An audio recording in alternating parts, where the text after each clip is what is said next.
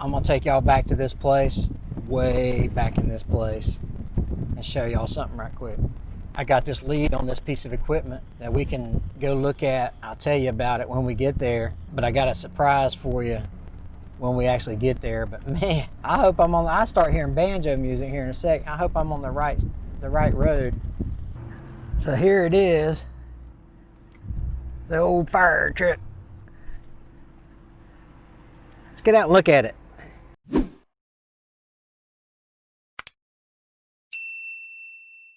How about you? I'm Hank. Welcome to Hamiltonville Farm. Have I got a treat for you guys today? We have got a 1975 Ford fire truck D86 that we're going to be looking at today, and this thing is awesome. All right, I'm going to go through it with you today. If we can crank this thing, we can have it. So we're going to do a kind of a preliminary look at it, and then we'll get the tools and the crew, and we'll get this thing cranked up and see if we can't drive it to the house. All right, let's take a look at the actual fire truck itself.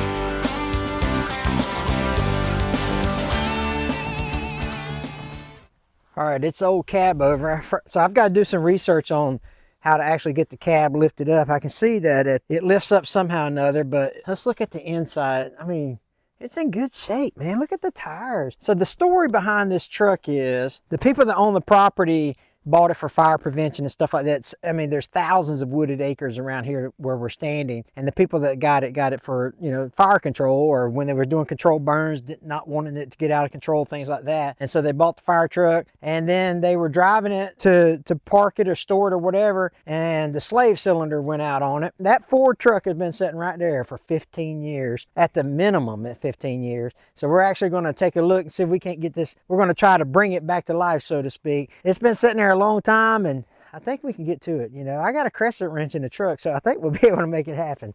Let's take another look at this thing. Man, they just don't make them like that no more, do they? All right, let's take a look. I'm gonna open up this side first.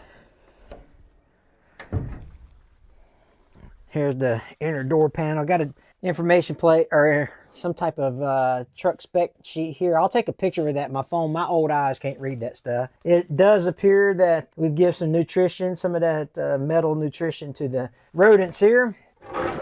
Yeah, look at all those acorns.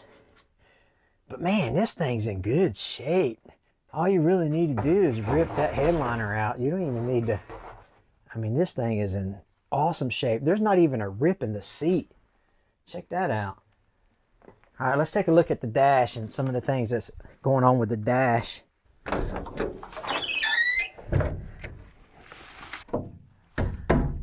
It's still got water in the windshield washer fluid. Hey, you guys remember these, huh? How about those? A lot of you young guys watching, you don't know what that is. That might even be a horn right there. That's so funny. DeSoto County, evidently, is where it was from. I'm gonna get my butt dirty here sitting on this thing. Let's take a look. It's just a 5-speed, nothing fancy about that. Of course, you've got your radio that they have for the emergency purposes. They've got, here's your beacon and warning lights, evidently. 27,000 miles on it. Here's another thing you don't see a lot no more. How about that? An old lighter. So one thing we'll have to do is look for the key. I'm kind of scared to pull these down there. Oh, look at that. I mean, I'm not really scared. I'm not really scared per se. I already got the old handles for you. Look, those things still turn, man. Hold, look at this. It still rotates. Man, this is going to be so awesome. Yeah, looking good in here, man. There's really not much to do on the inside at all. Let's look in the glove box here. Oh, well, we found their home. Oh, look at that. Boy, they were living in a Hilton. That's my only concern now. The rodents may have chewed some wiring that goes down to the engine compartment, so maybe we might have some issues cranking it up via electrical versus mechanical. The more we dig into it, we'll find out more about that. Man, they were letting these firemen have a lap of luxury. Look at it, it had an armrest on it. I can't believe how good a shape it is. There's the old Motorola radio. Let's take a look around the outside of the truck. Some of you old volunteer firemen or professional firefighters, you guys tell me what some of this stuff is. I have zero idea. I'm gonna open this door slowly here. Oh, there's your battery box. Let's take a look at that. Just got your regular old 12-volt batteries in there. We've got 2 that we can replace it with. That's not an issue. Nothing else in the storage. Let me close that back up. So you've got just a Zerk there. Let me try to get out of your light here. Evidently these are some water pump features here. You got some Zerks to do some greasing with, some radiator refill. A cooler is what that says there. And then you have the data plate for the motorized fire apparatus. And it talks about the Ford 3, it's a 389 XD model. Looks like 195 horsepower. And it throws out 750 gallons per minute at 2,000 RPMs. Man, this is pretty neat stuff here. Here's the pump drain here. Some type of primer. Here's a pump shift and a clutch. I don't know nothing about this. I'm just reading the labels at this point. Engine speed. You can reel in the hose with this one. Some foam. Man, this is pretty awesome. There's another throttle knob there. And now let's see. Okay, so foam system on this one. Obviously that's for a different type of fires. A relief valve. Let's take a look at the gauges here. This will tell you, I assume that's the amount of feet that you're doing with the right and left reels of the hoses that are coming out. Some lights. I don't know what this other stuff is. The placard says a vacuum and this one says a pressure. Don't know nothing about that. So you guys tell me in the comments what that means. Let's look at some more of this storage here. Gotta be real careful opening these things up. Oh yeah, look here. They got some more stuff in here. Like gaskets or something. Maybe body mount bushings or something. Yeah, that's what that looks like. Interesting.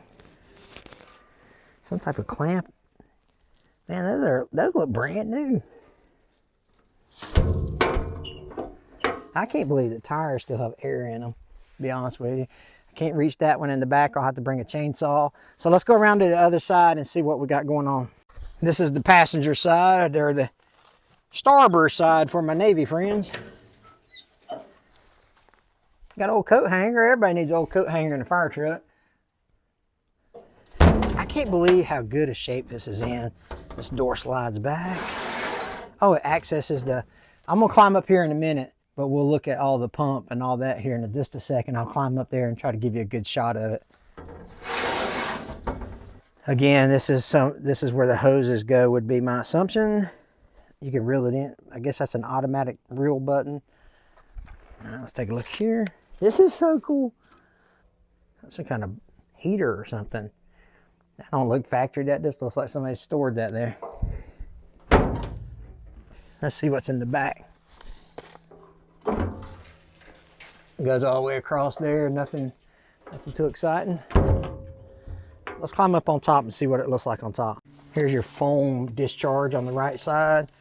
And the left side, again, evidently a different type, different type of fires require different type of extinguishing materials. So you guys tell me, are these 2 different compartments, one for foam and one for water? I don't know. You guys let me know in the comments below what you think about that. Some type of exhaust, maybe hydraulic oil there. We'll look down in here. So here is the pump assembly. Would be my assumption. I'm just making that. I don't know if it is or not, but that would be what I think it is. It's made by Waterhouse.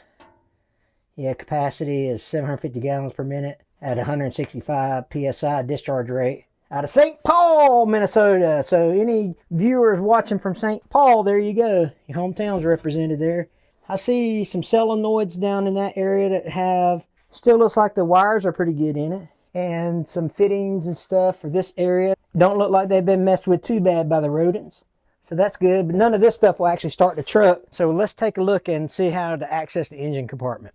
On the passenger side here, you open this little flap and you have a handle. And maybe it's locked, I don't know.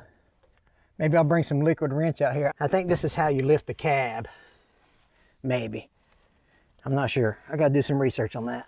But I can see like a scissor type hinge here that looks like that goes to how you lift the cab. And I'm thinking about cab over semis. They've got a jack system to lift cab over semis. So what do you guys think? You think we can get this thing cranked up or not? I think I'll bring enough starting fluid and a crescent wrench out here. I believe I can get it working. we're gonna go check this out. I'm gonna go home, do some research on it. We're gonna come back with the crew and we're going to get this whole thing. We're gonna drive it home. That's the plan. We're gonna crank it up and we're gonna drive it home. So y'all be looking out for part 2 of this video series, because the next one, this thing's gonna crank up and we're gonna drive it all the way home. We're probably 40 miles from the house. It'll make it. We got some back roads we can go down through, but I think we can make it. We'll ease it back to the house. Tires are good. You got tires and a good engine, you can make it. You don't need brakes. Brakes are optional. Hey, listen, click this white circle to subscribe. Click this video under here to see some more Will It Start videos. You guys take care. God bless.